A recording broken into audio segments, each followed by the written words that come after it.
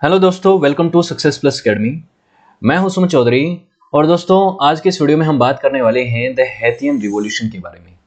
हैतियन revolution हुआ था दोस्तों रिपब्लिक ऑफ हैती में, और रिपब्लिक ऑफ हैती का फॉर्मेशन ही इस रिवॉल्यूशन के तहत हुआ था। अगर आप रिपब्लिक ऑफ हैती नाम के किसी देश को नहीं जानते तो मैं अभी आपको क्लियर कर देता हूं कि हैती जो है वो एक कैरेबियन कंट्री है।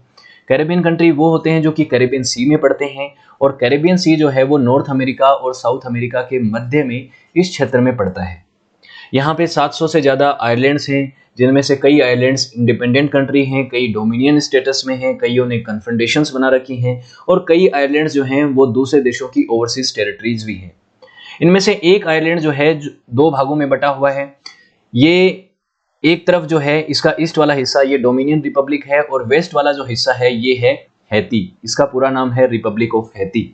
इसका फॉर्मेशन एक क्रांति के माध्यम से हुआ था, उसी को हैतियन रिवॉल्यूशन कहा जाता है। कैसे हुई थी ये क्रांति, इसकी हम बात करेंगे। लेकिन दोस्तों, आपको पता होगा कि यूरोपियन एक्सप्लोरर्स ने जब अमेरिकी महाद्वीप की खोज की, सबसे पहले क्रिस्टोफर कोलंबस ने, और उसके बाद बहुत सारे यूरोपियन एक्सप्लोरर अमेरिकी महाद्वीपों पर पहुंचे। उसके बाद इन यूरोपियंस ने अमेरिकी महाद्वीप को कॉन्क्वेस्ट करना शुरू कर दिया। North America, south America, central America, सभी हिस्सों को इन्होंने कॉन्क्वेस्ट करना शुरू कर दिया, जिसको मैंने इस वीडियो में आपको समझाया है।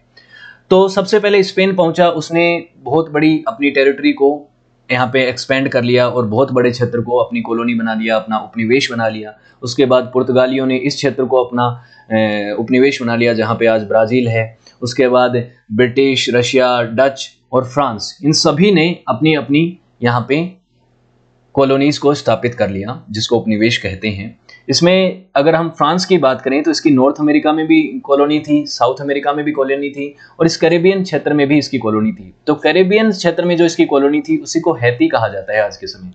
तो इसी हैती की हम बात करेंगे। तो ये हैती वाला जो क्षेत्र है, बेसिकली ये फ्रांस की कॉलोनी था जब अमेरिकन कॉलोनियलिज्म का पीरियड था, उस दौर में। यहाँ पे जो पॉपुलेशन रहती थी वो ज़्यादातर पॉपुलेशन जो है वो अफ्रीकन स्लेव्स की थी। अफ्रीका से आपको पता है कि बहुत सारे स्लेव्स को अमेरिकी महाद्वीपों में ट्रेड किया गया, इंपोर्ट किया गया, उनको फोर्सफुली इम्प्लांटेशंस में काम करवाया जाता था और माइनिंग्स में काम करवाया जाता था। तो कैरेबियन क्षेत्र के अंदर बहुत सारे दासों को लाया गया, और हैती में भी शुगर प्लांटेशंस में बहुत सारे दास काम करते थे, जो कि ज़्यादातर ब्लैक्स थे। तो इनको बहुत सारे अत्याचारों का सामना करना पड़ता था। लेकिन फाइनली क्या है, 18वीं शताब्दी के अंतिम पीरियड में ये जो ब्लैक पॉपुलेशन थी यहाँ की, ये जो स्लेव पॉपुलेशन थी, वो परेशान हो गई और उन्होंने विद्रोह कर दिया फ्रेंच गवर्नमेंट के खिलाफ। और वो विद्रोह जो है वो काफ़ी बड़ा हो गया, एक रिवॉल्यूशन बन गया, और वो रिवॉल्यूशन जो है वो सफल भी हुआ। और हैती जो है वो फ्रांस के उपनिवेशवाद से आज़ाद हो गया, और रिपब्लिक ऑफ हैती का फॉर्मेशन होता है। ये रिवॉल्यूशन जो है ये महत्वपूर्ण क्यों है विश्व इतिहास में, क्योंकि ये विश्व इतिहास का एकमात्र ऐसा रिवॉल्यूशन था जो गुलाम विद्रोह होने के बावजूद भी सफल रहा। तो एकमात्र सफल गुलाम विद्रोह के तौर पे हैतियन रिवॉल्यूशन को याद रखा जाता है। इसका इम्पैक्ट हम वर्ल्ड हिस्ट्री में देखते हैं। तो जिस तरह से ये रिवॉल्यूशन हुआ, इसके पीछे के कारण क्या थे और इसमें क्या कुछ घटनाक्रम हुआ, उस सभी चीज़ों को हम डिस्कस करेंगे, और इसके लास्ट में इसकी लेगेसी को भी डिस्कस करेंगे। लेकिन सबसे पहले हम थोड़ा बहुत हैती के बारे में जान लेते हैं। हैती बहुत ज़्यादा पॉपुलर कंट्री नहीं है, इसलिए इसको अगर आप नहीं जानते तो मैं बता देता हूँ कि इसका पूरा नाम है रिपब्लिक ऑफ हैती। ये इसका फ्लैग है। ये एक कैरेबियन कंट्री है। इसके अंदर जो गवर्नमेंट का फॉर्मेशन है वो सेमी प्रेसिडेंशियल रिपब्लिक है, उसका टाइप है ये। उसके अलावा इसकी जो कैपिटल है वो पोर्ट ओ प्रिंस है। इसके अंदर तकरीबन 11.5 मिलियन के आसपास की आबादी है, यानी 1 करोड़ 15 लाख के आसपास इसकी आबादी है। इसके अंदर जो भाषाएं बोली जाती हैं, जो ऑफिशियल लैंग्वेज है वो फ्रेंच है, और हैतियन क्रोएल भी है। उसके अलावा इसकी जो करेंसी है वो है गॉड, और एरिया इसका देखा जाए तो बहुत ज़्यादा नहीं है, 10,700 स्क्वायर माइल ही है तकरीबन। तो बहुत छोटा सा क्षेत्र है हैती का। यहाँ पे काफ़ी सारे जो है तूफान आते हैं, चक्रवात आते हैं, उसकी वजह से भी कई बार चर्चा में रहता है, लेकिन बहुत ज़्यादा चर्चित जो देश है वो नहीं है ये।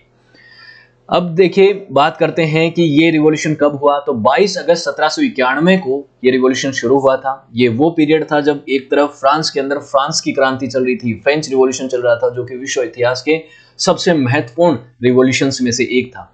उस समय फ्रांस कमजोर था, आंतरिक रूप से कमजोर था, क्योंकि आंतरिक एक युद्ध चल रहा था। तो कॉलोनीज जो हैं वो फ्रांस की धीरे धीरे इसके हाथों से छूटती जा रही थी। अंततः 1804 में ये क्रांति खत्म होती है, और क्रांति जब खत्म होती है तो हैती एक इंडिपेंडेंट कंट्री के तौर पे स्टैब्लिश हो जाता है, और विश्व इतिहास का एकमात्र स्लेव रिवॉल्यूशन जो है सक्सेसफुल रहा था, जिसने आगे चल के दुनिया की तस्वीर को बहुत हद तक बदला। तो ये जो क्षेत्र है वर्ल्ड के मैप पे अगर आप देखेंगे इस क्षेत्र में, तो कैरिबियन सी के अंदर ये वाला आइलैंड जो कि वेस्टर्न पार्ट जो है वो है हैती, रिपब्लिक ऑफ हैती, इसी की हम बात कर रहे हैं। जियोग्राफी को बहुत क्लियरली आप देख लीजिए। फ्रांस जब अपने पीक पे था एक कॉलोनियल ताकत के तौर पे, तो ये तो इसका आपको मैप दिख रहा है, लेकिन दुनिया के कोने कोने में इनकी कॉलोनी थी। आपको पता है कि भारत में भी कुछ क्षेत्र में इनका डोमिनेंस हुआ करता था, साउथ क्षेत्र में इनका कंट्रोल हुआ करता था। वो तो 7 ईयर वॉर और फ्रेंच और इंडियन वॉर जिसको कहा जाता है, उसमें ब्रिटेन ने जब फ्रांस को हरा दिया उसके बाद इनका डोमिनेंस खत्म हुआ, एशिया में भी और नॉर्थ अमेरिका में भी। इधर आपको पता है कि नॉर्थ अमेरिका में कनाडा, लुजियाना वाला जो क्षेत्र है वो भी फ्रांस की कॉलोनी रहा था। यहाँ पे साउथ अमेरिका में कुछ कुछ क्षेत्रों में इनकी कॉलोनी थी, कुछ इनके पोर्ट्स थे, लेकिन ज़्यादा इनको डोमिनेट करने नहीं दिया, क्योंकि यहाँ पे पुर्तगाल बड़ा स्ट्रांगली खड़ा था, जिसने ब्राज़ील वाले क्षेत्र को पूरी तरह से ऑक्यूपाई कर रखा था। सेंट्रल अमेरिका में भी इनकी कॉलोनी थी, यहाँ पे कैरेबियन क्षेत्र में भी इनकी कॉलोनी थी, यहाँ पे आपको अफ्रीका में इनकी बड़ी कॉलोनी नज़र आ रही है, यहाँ पे ऑस्ट्रेलिया में इनकी कॉलोनी नज़र आ रही है। तो दुनिया के चप्पे चप्पे की तरफ अगर आप किसी भी महाद्वीप पे जाएंगे तो उस समय आपको फ्रांस की कोई कॉलोनी नज़र आती थी। तो ये समय था फ्रांस के पीक का समय था, लेकिन उसके बाद हर एक देश का पतन का दौर भी आता है, तो वो इसका भी आया। हैती आपको दिख रहा है, ये इसकी कैपिटल है। चलिए अब इसके बारे में डिस्कस करते हैं क्या कुछ हुआ।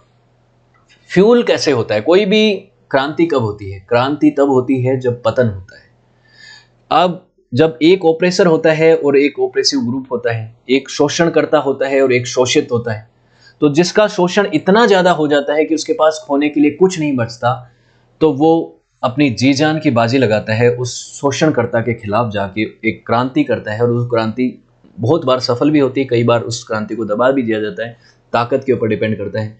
तो यहाँ पे हैती के अंदर भी जो गुलाम थे, जो स्लेव लोग थे, उन स्लेवों को बहुत ज़्यादा परेशान किया जा रहा था, उनका बहुत ज़्यादा शोषण हो रहा था। बहुत से लोग यहाँ पे काम के दौरान ही मारे जा रहे थे, मरे रहे थे, बीमारियों से मर रहे थे, उनकी स्थिति बहुत ख़राब थी। तो इसीलिए ये क्रांति हुई, और ये क्रांति आगे चल के सफल हुई।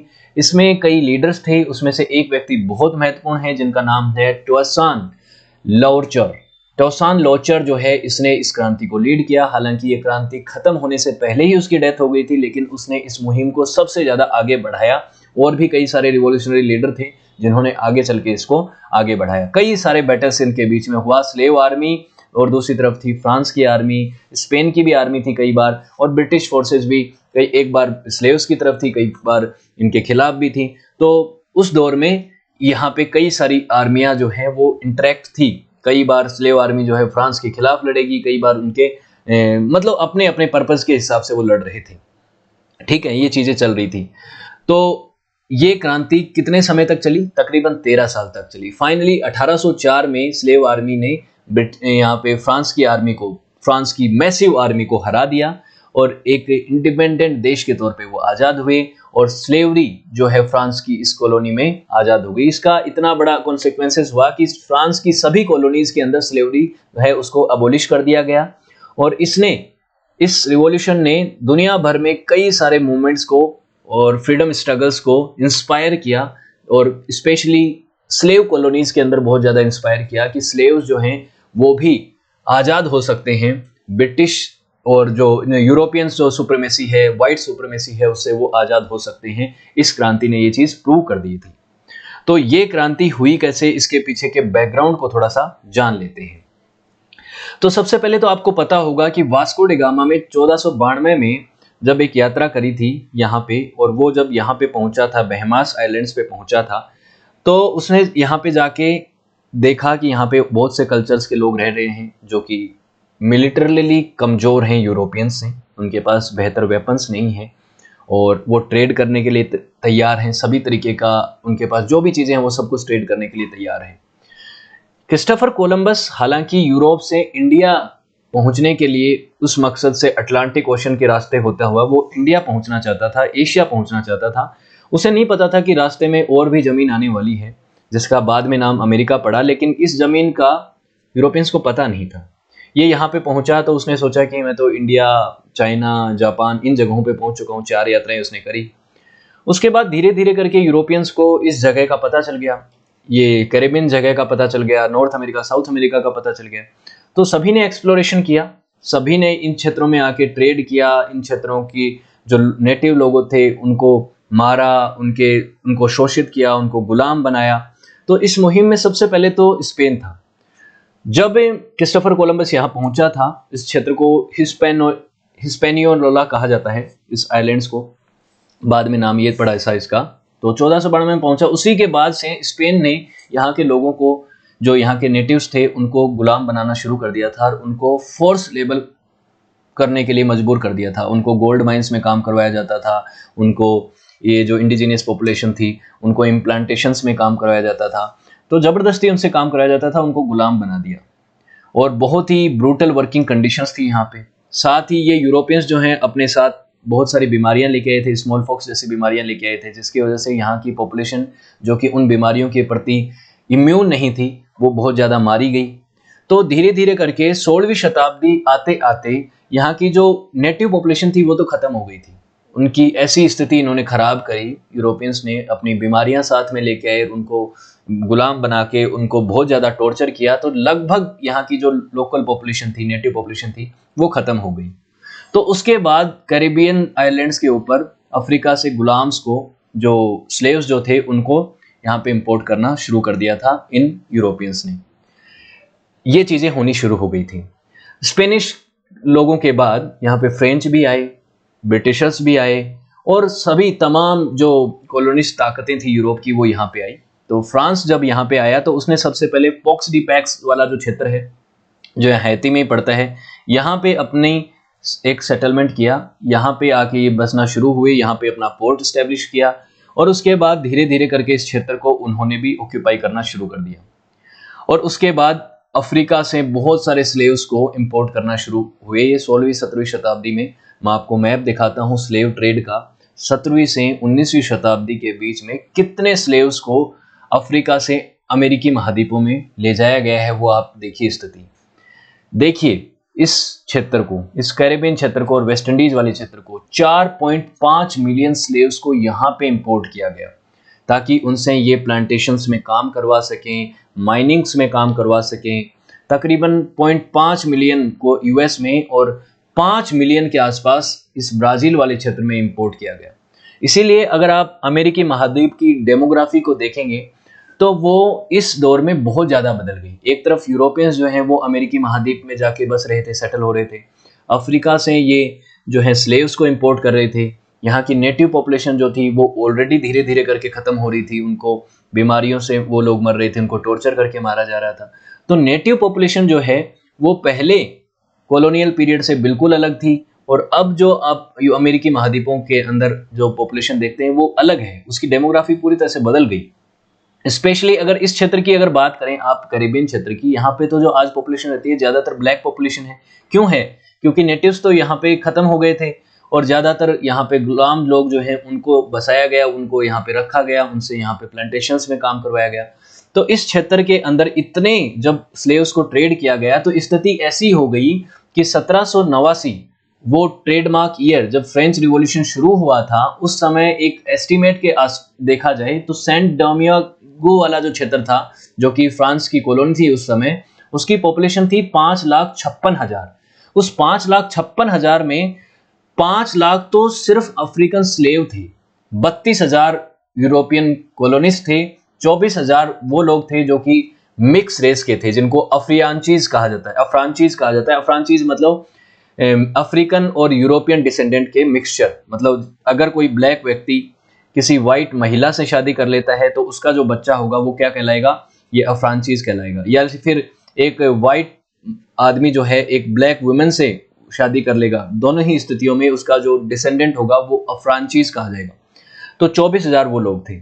इन्होंने काफ़ी महत्वपूर्ण रोल अदा किया है इस पूरे रिवॉल्यूशन में, तो ये नाम आप जरूर ध्यान रखिएगा, अफ्रांसीज इनको कहा जाता था। तो हैतियन सोसाइटी जो है वो पूरी तरह से बदल चुकी थी इस कॉलोनियल रूल में, उनकी डेमोग्राफी बदल चुकी थी, उनका अगर आप सोशल स्ट्रक्चर देखें तो वो बहुत ज़्यादा बदल चुका था।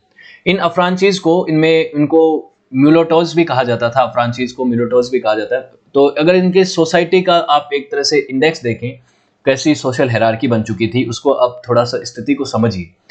इसमें एक तो वाइट लोग थे, ग्रैंड ब्लैंक में बिल्कुल प्योर वाइट पॉपुलेशन थी इनकी, जो कि कॉलोनिस्ट थे। ये प्लांटेशंस के ओनर्स थे, ये फ्रांस से ही आए थे, फ्रांस की तरफ से आए थे, और यहाँ पे एक तरह से कॉलोनियल रूल के अंदर ये ऊपर पदों पे भी थे, सुप्रीम भी थे, और इनके पास सबसे ज्यादा अधिकार थे। हालांकि ये भी फ्रांस से आज़ादी चाहते थे कि यहाँ पे हमारा ही पूरा रूल हो, फ्रांस की हुकूमत को हमें कुछ ना देना पड़े, कोई टैक्स भी ना पे करना पड़े। तो ये ग्रैंड ब्लैंक कहा जाता था इनको। फिर इसके बाद पेटिट ब्लैंक आते थे। पेटिट ब्लैंक वो थे जो वाइट स्मॉल बिजनेस ओनर थे, जो इक्वल स्टेटस चाहते थे, ग्रैंड ब्लैंक्स के बराबर का स्टेटस चाहते थे। उसके बाद ये मिक्स रेस वाले आते थे, जिनको आप क्या कहते हैं, जिनको आप अफ्रियांचीज या फिर म्यूटोलॉज कहते हैं, जो कि ब्लैक और वाइट पॉपुलेशन के मिक्सचर थे, जिनका ब्लैक कलर भी नहीं होता था और प्योर वाइट कलर भी नहीं होता था, लिटिल लाइट कलर होता था ब्लैक के कंपैरिजन में, क्योंकि वो मिक्स रेस के थे। अगर आप इसको देखें तो इस तरह से, मतलब एक वाइट मैन एक ब्लैक वुमेन से शादी करेगा तो उसका बच्चा थोड़ा इस तरीके का होगा, मिलोटोज इनको कहा जाता था। उसके बाद फ्री ब्लैक्स भी थे, बहुत कम आबादी थी जो ब्लैक्स की फ्री थी। उसके बाद स्लेव ब्लैक्स थे, जो कि पूरी तरह से गुलाम थे, जिनको फोर्सफुली लेबर वर्क में झोंक दिया गया, यहाँ पे प्लांटेशंस में, शुगर प्लांटेशंस में और माइनिंग्स में इनको यहाँ पे रखा गया था, जो कि पूरी तरह से आज़ादी चाहते थे। तो ये है सोशल हायरार्की उस समय की हैती की, जब हैतियन रिवॉल्यूशन नहीं हुआ था। तो स्थिति ऐसी थी कि ये अफ्रियांचीज जो थे, जो कि मिक्स रेस के लोग जो थे, ब्लैक और व्हाइट के मिक्सचर जो थे, ये स्लेव ओनर्स थे, इनके पास स्लेव होते थे, ये स्लेव्स की ट्रेड करते थे, और इनके ऊपर जो है वो यूरोपियंस होते थे, मेनली वाइट होते थे। तो ये अफ्रांचीज जो हैं ये बीच में फंस गए इस हायरार्की के। इनको ये स्लेव को तो दबा के रखते थे, ब्लैक लोगों को तो डरा धमका के रखते थे, उनको मारते थे, पीटते थे, शुरुआत की समय की बात कर रहा हूं मैं। और जो वाइट लोग थे उनसे ये खुद डरते थे, क्योंकि वो इनके साथ डिस्क्रिमिनेशन करते थे, क्योंकि इनको वो प्योर रेस का नहीं मानते थे। तो ब्लैक लोगों को दबाना और व्हाइट लोगों से डरना, वो इन अफ्रांचीज की उस समय की स्थिति थी, जिनको मिलोटोज कहा जाता है। लेकिन धीरे धीरे इनकी स्थिति बदली भी, क्योंकि इनके जो पीछे के वंशजों थे उनमें से एक तो ब्लैक था, एक व्हाइट था। तो धीरे धीरे करके इनको स्थिति थोड़ी समझ में भी आई, और इन लोगों को लगा कि हम बीच में फंसे हुए हैं, अगर हम अपने अधिकारों को हासिल कर लें तो हम स्लेवरी को भी समाप्त कर सकते हैं। कई लोगों की मानसिकता थी, ये सबकी नहीं थी। कुछ लोग चाहते थे कि स्लेवरी यहाँ पे खत्म हो जाए, और ये चाहते थे कि हमारा जो देश है, हमारा जो क्षेत्र है, वो हमारे कंट्रोल में रहे, हमें इक्वलिटी मिले व्हाइट लोगों के बराबर, हमें रेस्पेक्ट मिले, और जो सरकार है उसके अंदर हमारा भी एक कुछ ना कुछ कंट्रीब्यूशन हो। तो हायरार्की का यही होता है कि अपने से ऊपर वालों के बराबर अधिकार हायरार्की में चाहिए होते हैं, नीचे वालों को वो अधिकार देना नहीं चाहते। तो मिक्स रेस वाले ब्लैक्स को नीचा समझते थे, व्हाइट्स को व्हाइट्स से वो डरते थे, लेकिन व्हाइट्स के बराबर उनको अधिकार चाहिए होते थे। और स्लेव लोग जो थे वो भी ये चाहते थे उनको धीरे धीरे करके अधिकार मिले, उनसे स्लेवरी से मुक्ति मिले, फ्रीडम चाहिए था। स्थिति थोड़ी गंभीर थी। स्लेव इस कॉलोनियल पीरियड के अंदर स्लेवरी की स्थिति बहुत खराब थी। अफ्रांचीज का जो महत्वाकांक्षा थी, उसने एक बड़ा रोल अदा किया इस फ्रीडम स्ट्रगल में, क्योंकि उनको चाहिए था कि वो कैसे भी करके एक तरह से व्हाइट्स के बराबर उनको अधिकार मिले धीरे धीरे करके। तो ब्लैक पॉपुलेशन जो है उसको वो लीड भी कर सकते थे, क्योंकि वो उतना उस स्थिति से, खराब स्थिति से नहीं आए थे जितना कि ब्लैक लोग आए थे। ब्लैक लोगों का कॉन्फिडेंस भी नहीं था, क्योंकि वो पूरी तरह से स्लेव थे, और एक स्लेवरी में जिस आदमी ने बहुत लंबा समय बिताया होता है उसका कॉन्फिडेंस अपने आप खत्म हो जाता है। लेकिन इनका कॉन्फिडेंस थोड़ा बहुत था, अफ्रांचीज का था। तो उस वजह से चीजें धीरे धीरे करके अब बदलने लगेंगी। कैसे बदलने लगेंगी वो देखिए। तो जो ज्यादातर हिस्सा था स्लेव पॉपुलेशन का वो अफ्रीकन बोर्न था। ऑब्वियसली ब्लैक लोग थे, वेस्ट अफ्रीका से उनको इंपोर्ट किया गया था। ज्यादातर ये लोग जो हैं फील्ड में काम करते थे, खेती में काम करते थे, सर्वेंट होते थे, बॉयलर मैन होते थे शुगर मैन मिल्स के अंदर, और कई स्लेव ड्राइवर्स भी हुआ करते थे। तो इस तरह से ये लोग काम करते थे। इनकी स्थिति बहुत ज्यादा खराब थी।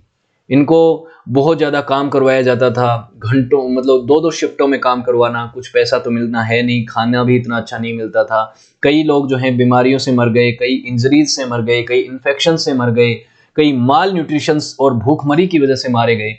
बहुत ज़्यादा स्थिति इनकी खराब थी, दयनीय स्थिति थी, जिसकी वजह से कई स्लेव्स जो हैं वो भाग गए यहाँ से, माउंटेन रेंजेस की तरफ भाग गए और वो वहां जाके मैरून्स बन गए। मैरून्स वो लोग थे जो आगे चल के कॉलोनियल मिलिशियाज के खिलाफ लड़ते हैं, एक गुरिल्ला बैटल्स में लड़ते हैं।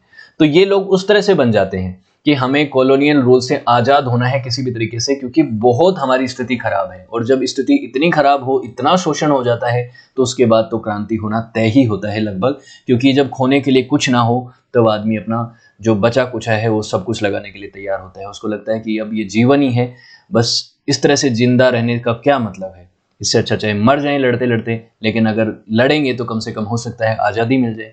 तो उसके बाद फिक्शन क्रिएट होता है, फिक्शन कॉन्फ्लिक्ट क्रिएट होते हैं। तो कब होते हैं? 1790 के दशक में। 1790 का जो दशक था, उस समय क्या हो रहा था फ्रांस के अंदर? French revolution. फ्रेंच रिवॉल्यूशन के दौरान यहाँ पे भी क्रांति हुई। तो अफ्रांचीज जो हैं वो बहुत ज़्यादा फ्रस्ट्रेट हो गए थे इस रेशियल सोसाइटी में, क्योंकि वो वाइट और ब्लैक्स दोनों के डिसेंडेंट थे। उनको वाइट लोग जो हैं वो बराबरी का अधिकार नहीं दे रहे थे, भले ही उनका माता या पिता में से एक व्यक्ति जो है वो वाइट पॉपुलेशन का हो, लेकिन उनको रेशियल उनके साथ बिहेवियर किया जाता था, उनके साथ सही ट्रीटमेंट नहीं होता था।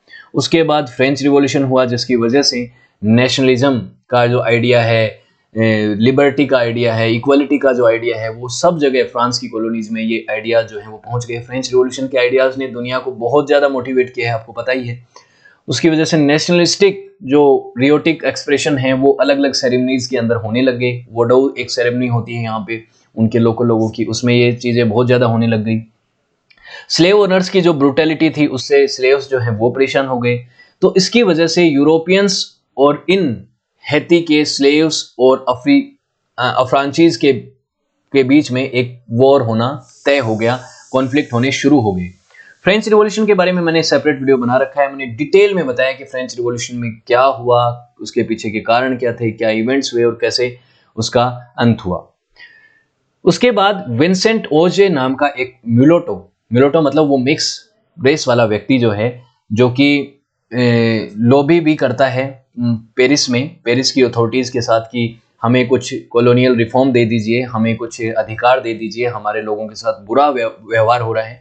जब उसकी बात नहीं सुनी जाती है तो वो एक अपराइजिंग को लेड करता है 1790 में यहाँ पे एक रिवोल्ट करता है वो। लेकिन इस रिवोल्ट को पूरी तरह से ब्रूटली दबा दिया जाता है, इसको पकड़ के टॉर्चर करके और इसको मार दिया जाता है। लेकिन 1791 के मई महीने में फ्रेंच गवर्नमेंट ने, जो रिवॉल्यूशनरी गवर्नमेंट थी जिसने राजा को तख्ता पलट करके बर्खास्त कर दिया था, उसने इन वेल्दी, जो इनके पास ठीक ठाक पैसा था, ठीक स्थिति में थे, उन अफ्रांचीज को सिटीजनशिप दे दी। सिटीजनशिप दी तो ये लोग अफ्रांचीज जो मिक्स रेस वाले व्यक्ति लोग थे ये तो खुश थे, लेकिन हैती के जो यूरोपियन वाइट पॉपुलेशन वाले लोग थे, जो कि वाइट सुप्रीमेसी को मानते थे, वो इस चीज से डिसएग्री थे। उन्होंने कहा कि नहीं, वाइट लोगों को ही सिर्फ मिलनी चाहिए सिटीजनशिप, ये जो मिक्स रेस वाले हैं इनको आप सिटीजनशिप क्यों दे रहे हो, हम इस बात को मानेंगे नहीं। तो टकरार यहाँ पे हो रहा था। हैती जो कि फ्रांस से काफी दूर था, फ्रेंच रिवॉल्यूशन की पकड़ से दूर था, वहां पे इन चीजों का विरोध भी हो रहा था। ये चीजें चल रही थी यहाँ पे। उसके बाद मई महीने की बात चल रही है ना, मई महीने के बाद 2 महीने बाद तकरीबन जुलाई में अब एक फुल फ्लेज वॉर शुरू हो जाएगा यूरोपियन और अफ्रांचीज के बीच में, दोनों के बीच में। ये है अफ्रांचीज का साथ ऑब्वियसली यहाँ पे ब्लैक लोग देंगे ही, यूरोपियंस के तो वो एकदम पूरी तरह से विरोध में है। हालांकि अफ्रांचीज जो है वो ब्लैक लोगों का भी शोषण करते थे एक लंबे अरसे तक, क्योंकि वो स्लेव ओनर्स तो वही थे। और यूरोपियंस जो हैं वो डायरेक्टली अफ्रांचीज और नीचे के सभी तबकों का शोषण करते थे। यहाँ पे स्लेव रिबेलियंस होने शुरू हो गए। यूरोपियंस ने स्पेशली इस यहाँ पे फ्रांस की ही बात कर रहे हैं, उन्होंने इन म्यूलोटोज को, जो मिक्स रेस के जो लोग थे, फ्रांचीज जो थे, उनको अपीज करने के लिए, खुश करने के लिए कुछ चीजें करी। उन्होंने कहा कि हम आपको सिटीजनशिप दे देंगे। अप्रैल 1792 में उन्होंने कहा कि हम सभी म्यूलोटोज को सिटीजनशिप दे देंगे, लेकिन ये चीज पूरी तरह से चली नहीं। अब उनको चाहिए था कि हमें पूरी तरह से सभी अधिकार चाहिए, हम किसी भी तरीके की हायरार्की में नीचे दब के नहीं रहना चाहते, हमें बराबर वाइट्स के बराबर अधिकार चाहिए। तो अब यहाँ पे कई बड़े फ्रिक्शंस होने लग गए, कई बड़े कॉन्फ्लिक्ट होने लग गए, और यहाँ पे स्पेन जो है, स्पेनिश कॉलोनिस्ट जो हैं सेंट डोमिंगो के, वो भी जो हैं यहाँ पे इन लोगों को सपोर्ट करने लग गए। कहीं जगहों पे ब्रिटिशर्स जो हैं, जमाइका में उस समय, जमाइका जो है जहाँ से क्रिस गेल आते हैं, आपको पता होगा, वो जो क्षेत्र है वेस्ट इंडियन कन्फेडरेशन का जो क्षेत्र था, वो भी जो है यहाँ पे इसमें कूद गया। तो सेंट डोमिंगो जो कि स्पेन की कॉलोनी था, जमाइका जो है ब्रिटिश की कॉलोनी था, उन्होंने भी यहाँ पे राइवलरी में यहाँ पे पार्टिसिपेट करना शुरू कर दिया, उन्होंने भी अलग अलग ग्रुप्स को सपोर्ट करना शुरू कर दिया। तो ये चीजें होने लग गई, राइवल फंक्शंस को कोई स्पेन का भी सपोर्ट कर रहा है, कभी ब्रिटिश सपोर्ट कर रहे हैं। तो ऐसी चीजें जब होने लग गई तो उसके बाद धीरे धीरे करके चीजें हाथों से निकलती जा रही थी, क्योंकि फ्रांस के अंदर रिवॉल्यूशन जो चल रहा था उसमें स्थिति बहुत गंभीर थी। तो इसीलिए क्या है कि फ्रांस की हुकूमत ने एक व्यक्ति को भेजा, एक कमिश्नर को भेजा, जिसका नाम था लीजर फैसिलिटी सोनानोक्स। इसको भेजा और कहा कि इसको जाके मेंटेन करो, लॉ एंड ऑर्डर को मैनेज करो हैती के अंदर।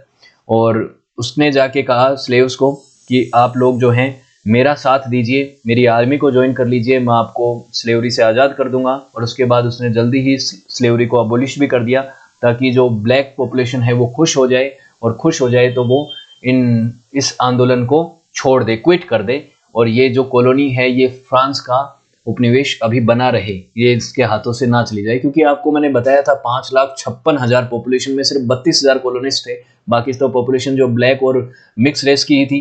तो फ्रांस को ये कॉलोनी बचाना बड़ा मुश्किल हो गया था। ये चीजें हुई, लेकिन उसी दौर में 1790 के ही दशक में एक और व्यक्ति का राइज होता है, जो कि एक मिलिट्री लीडर और एक स्लेव होता है, फॉर्मर स्लेव होता है, जिसका नाम होता है टोसान लॉरेंचर। टोसान लॉरेंचर जो होता है, ये उस समय इनिशियली फ्रेंच और इनके लोगों के साथ में कंट्रोल में होता है, लेकिन ये आगे चल के ये क्या करता है, फ्रांस के साथ भी कुछ समझौते करता है, साथ में ब्रिटिशर्स के साथ भी कुछ निगोशिएशन करता है। ये अपने पॉलिटिकल और मिलिट्री डिजाइन को परस्यू करने के लिए आगे बढ़ता है। इसका यही प्लान होता है कि मैं फ्रांस से धीरे धीरे करके इस कॉलोनी को, इस क्षेत्र को आज़ाद करा लूँगा, और फिर हम ही इसको गवर्न करेंगे, हम ही इसको लीड करेंगे। तो ये इस तरीके का लीडर होता है। तो टोशांट जो है, ये आगे चल के सेंट डोमिंगो को भी, ये जो क्षेत्र है इसको भी कैप्चर कर लेता है एक बार के लिए जनवरी 1801 में, और यहाँ पे अपने आप को governor general for life time घोषित कर देता है कि अब मैं हूँ गवर्नर जनरल। और ये मई तक आते आते इस तरीके की स्थिति हो जाती है। तो हैती से ये वाला जो क्षेत्र है यहाँ तक, जो कि उस समय स्पेन की कॉलोनी हुआ करती थी, उसको भी इसने कैप्चर कर लिया था। इसने आते ही पीजेंट्स जो थे, यहाँ के किसान थे, उनको तो कहा कि आप तो प्लांटेशंस में जाइए। मिलिट्री रूल के अंडर ही रखा उसने, मिलिट्री लीडर था ये अच्छा खासा, तो उनको तो उनके प्लांटेशन में भेज दिया, क्योंकि अगर किसान खेती नहीं करेंगे तो देश चलेगा कैसे, तो इनको तो भेज दिया। और कई सारे जो फ्रेंच कॉलोनिस्ट थे उनको वापस लौटने के लिए इनकरेज इसने करा। तो ये स्थिति इसने करी, लेकिन उसके बाद चीज़ें बदल गई। चीज़ें बदली कब? जब 1799 में फ्रांस की क्रांति खत्म होती है। नेपोलियन बोनापार्टे, जो कि वहाँ का फ्रांस का एक मिलिट्री जनरल होता है, वो एक ताकतवर मिलिट्री जनरल के तौर पे उभर के आता है, और वो फ्रांस में अपने आप को क्या घोषित कर देता है, वहाँ का एम्परर घोषित करता है। तुरंत नहीं करता है, करता तो 1803 में, लेकिन उसके हाथ में पूरी सत्ता, पूरी कमान उसके हाथ में आ जाती है। तो ये सोचता है कि कैसे भी करके यहाँ पे हैती वाला जो क्षेत्र है, इसमें फिर से अपना कंट्रोल स्थापित करना है, इसे अपनी कॉलोनी बनाना है। तो ओल्ड रिजीम को रिस्टोर करने के लिए उसने अपने brother in law general Charles Leclerc को भेजा और कहा कि जाओ सेंट डोमिंगो को अपने कंट्रोल में लो। तो इस दौर में शुरुआत से ही 1803 से बाद में आपको पता है कि नेपोलियनिक वॉर भी शुरू हो गए थे। तो नेपोलियन का फोकस अब यूरोप पे भी था, और उसका जहां जहां कॉलोनी थी वहां पे भी उसका फोकस था, इनिशियली तो था। तो उसके बाद लेकर जो है वो अपनी आर्मी को वहां पे लेके जाता है। टोसांट की आर्मी जो है वो उसके सामने स्ट्रगल करती है, क्योंकि फ्रांस की आर्मी बहुत ताकतवर होती है। और फिर भी टोसांट जो है एक लंबे समय तक संघर्ष करता है, और उसके बाद दोनों के बीच में एक आर्म्स टाइस एग्रीमेंट होता है कि हम यहाँ पे सीज फायर कर देते हैं, रोक देते हैं युद्ध को। 1802 के मई महीने में ऐसा होता है, एग्रीमेंट होता है। लेकिन इस एग्रीमेंट को फ्रांस की आर्मी और ये लेकर्स जो है वो तोड़ देता है, और उसको धोखे से कैप्चर कर लेता है टोसान को और उसको जेल में डाल दिया जाता है फ्रांस में, जिसकी 1803 में डेथ भी हो जाती है। 1803 में ये मारा जाता है, डेथ हो जाती है। कौन? जो टोसान जो है, जो कि बहुत बड़ा लीडर था इस रिवॉल्यूशन का, उसकी डेथ हो गई। लेकिन ऐसा नहीं है कि फिर क्रांति रुक जाती है। उसके जो और साथी थे टोसान के, जो और लेफ्टिनेंट्स थे, जिसमें जीन जैक डेसालेन बहुत प्रमुख था और हेनरी कस्टोफे, ये दो व्यक्ति जो आगे चल के इसके लीडर भी बनते हैं हैती के, रिपब्लिक ऑफ हैती के, वो दोनों जो हैं इस क्रांति को आगे संभालते हैं और फ्रांस के खिलाफ युद्ध को कंटिन्यू करते हैं 1802 से। फिर उसके बाद आगे चल के पिटियोन जो है वो भी इस आर्मी को ज्वाइन कर लेता है। ये भी काफी इंपॉर्टेंट लीडर था। कई सारे मिलिटो लीडर्स जो हैं वो भी इसको ज्वाइन कर लेते हैं। ब्लैक पॉपुलेशन भी इसको ज्वाइन कर लेती है और ब्लैक पॉपुलेशन को इस चीज का डर होता है कि अब तो स्थिति बदल गई है। जो रिवोल्यूशनरी गवर्नमेंट थी फ्रांस के अंदर, जो कि लग रही थी कि रिपब्लिकन गवर्नमेंट बनेगी, डेमोक्रेटिक स्टेटस की गवर्नमेंट बनेगी, वो खत्म हो गई है। अब तो नेपोलियन बोनापार्टे जो है वो एम्परर बन गया है वहाँ का।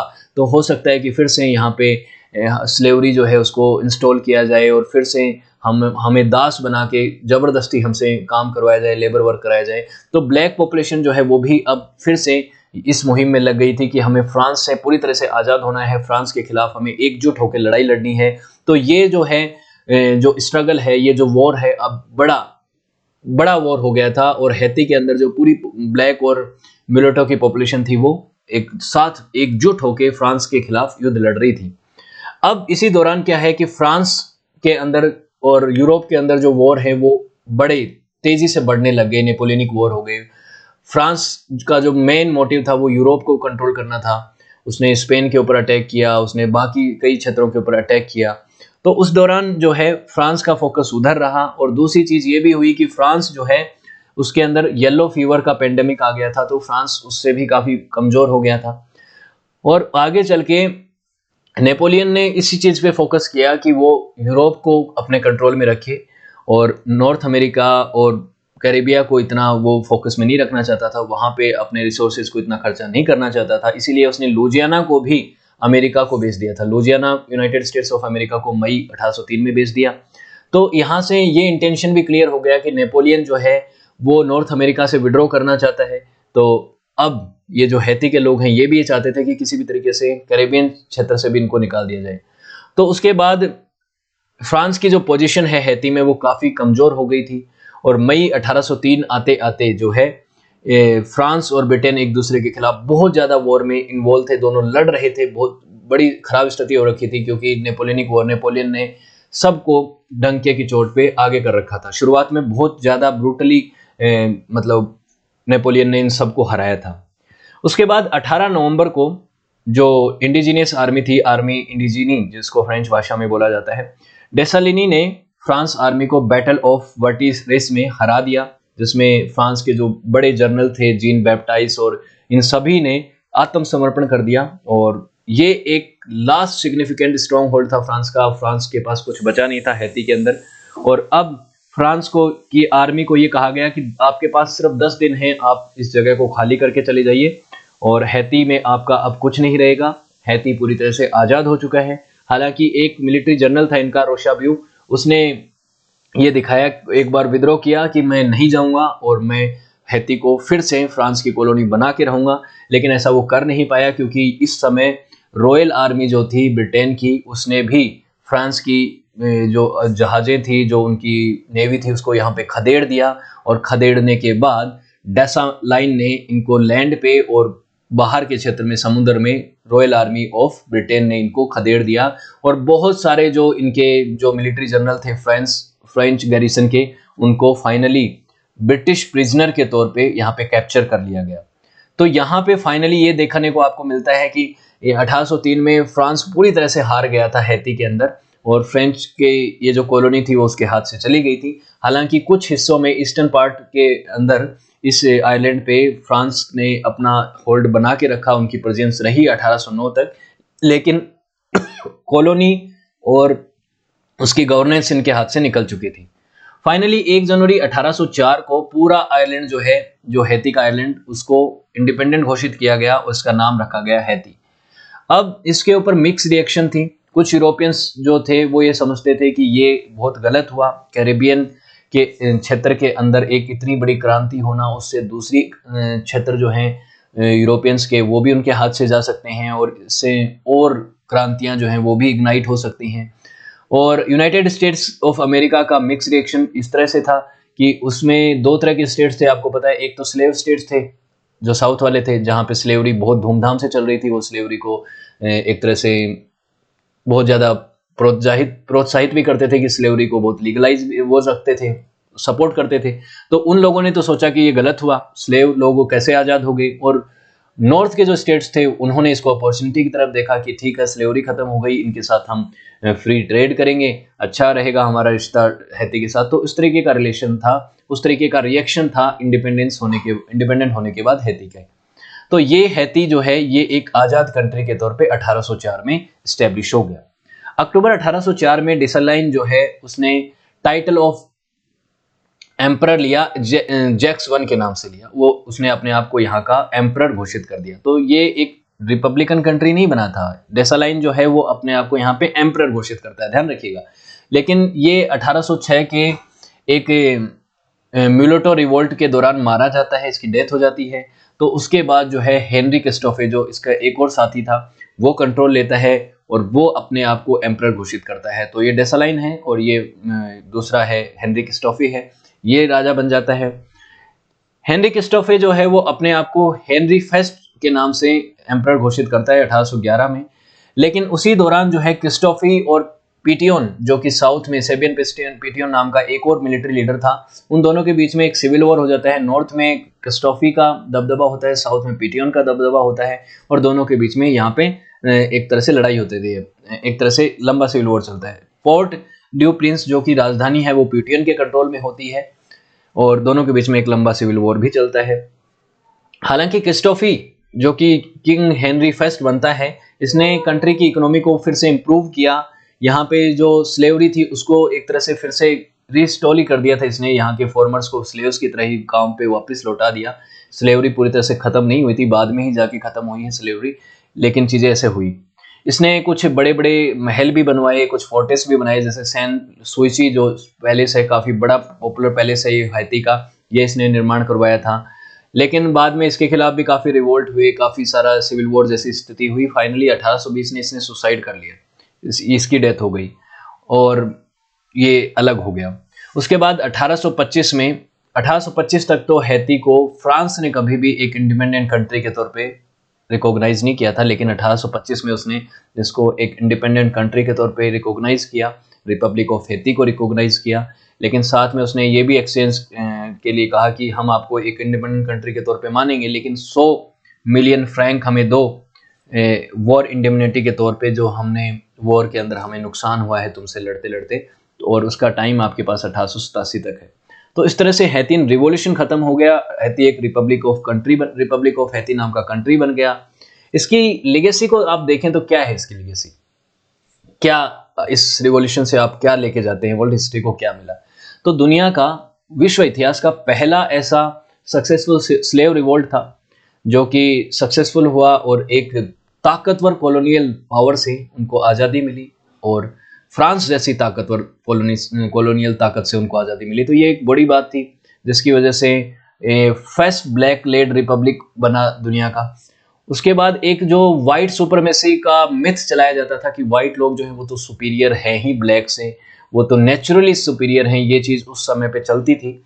तो ये जो धारणा है इसको पूरी तरह से शटर कर दिया गया, इसको हटा दिया गया, और उनको ये दिखाया गया कि वाइट लोगों को भी हराया जा सकता है, और इनको एक इंस्पिरेशन मिला कि हमें ब्लैक लोगों को जो है वाइट लोगों का गुलाम बने रहने की कोई ज़रूरत नहीं है। एक एंटी कॉलोनियल और एंटी स्लेवरी मूवमेंट जो है वो पूरी दुनिया में जो है उनको इंस्पिरेशन मिला, मोटिवेशन मिला, और कई जगहों पे इसे रिवोल्ट हुई।